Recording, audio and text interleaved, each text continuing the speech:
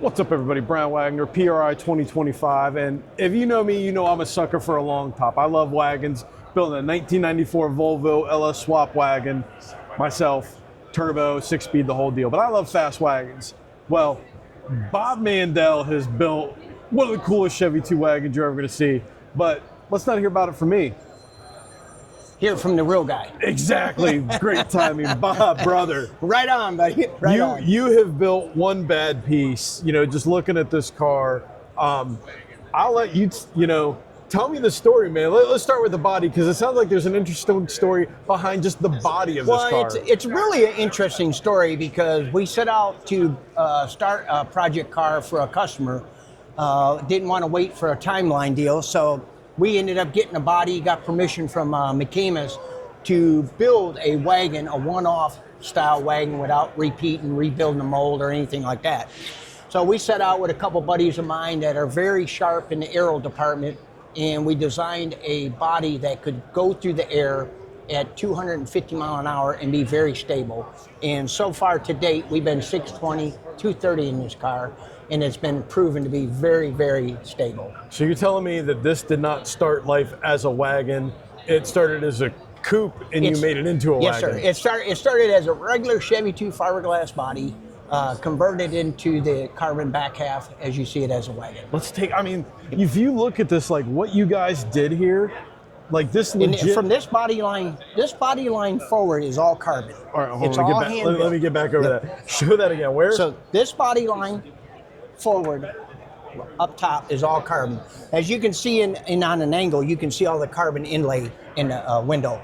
But all this is hand-built, hand-laid carbon, a one-off piece, no mold, just hand-built. And you guys went through and just figured it out as you went to make that happen. Figure it out as you go, brother. And that's why I asked, because like when you look at this, it looks like it came from McCamus like this. Right. It came as a standard Chevy 2, but it did not come like this, Wow. And it's called Miss Sexy. Definitely. I mean, look at like the way that tire tucks up in there. Like, right. And we strolled into the US Nationals, and this thing was such a big hit. Went out there and went 620s at 230 there. Got best engineer car, as you see, this 2025 best engineer car. Let's move to the front of the car, because you said it goes 6s at 230. You got to have a little bit of tater chip rip to make that happen. Let's take a look at that. What do we got underneath the hood here? Well, this is an Oakley Performance 540 with a Vortec on it. V30. And a lot of people don't see the opening in the license plate, but that's the air charge. They get confused because it has a hood scoop on it. Down there is where she gets the air. Yep. And we put a hood scoop on it. The cover one was to cover the bonnet because it kind of stuck out. We just didn't care for that look.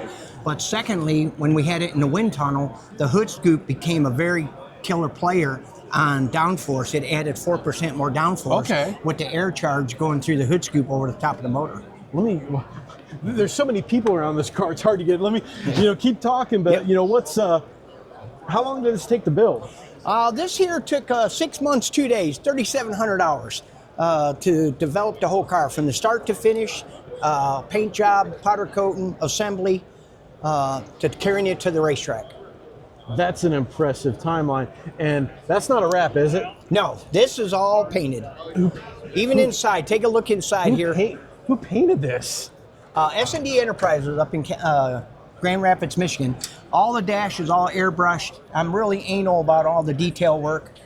I mean, the fit and finish is our key play in our shop for 52 years. This is what we love to do. I was saying, you guys build cars. That's your deal. But man, this thing just looks like, I don't even know how to like. And to have a cool station wagon as a youngster, growing up in the 60s, anytime we climbed in the back of my dad's station wagon, there was always a cooler in the back.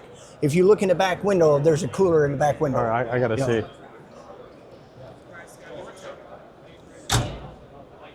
Yes, sir.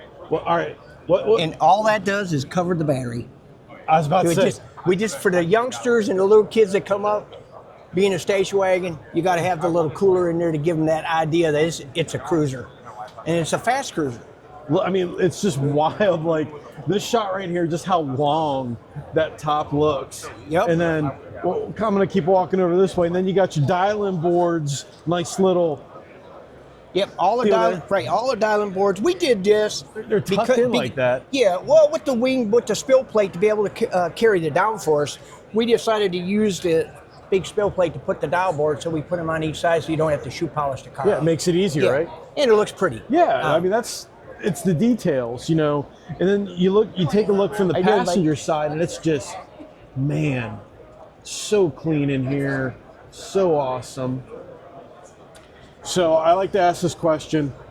You finish the build, when you see this looking at your shop, what's the favorite part for you? Everything. I'm a visionary. I visioned this car long before it was built. I see it finished. I created the paint scheme, everything, you know, so the stride to get to this here today and sit back and look at the thousands and thousands of people that come and appreciate a great build, that's the highlight. You can't ask for anything better. You know? Well, Bob, thank you so much for taking me through this build, and it's one hot rod. Thank you.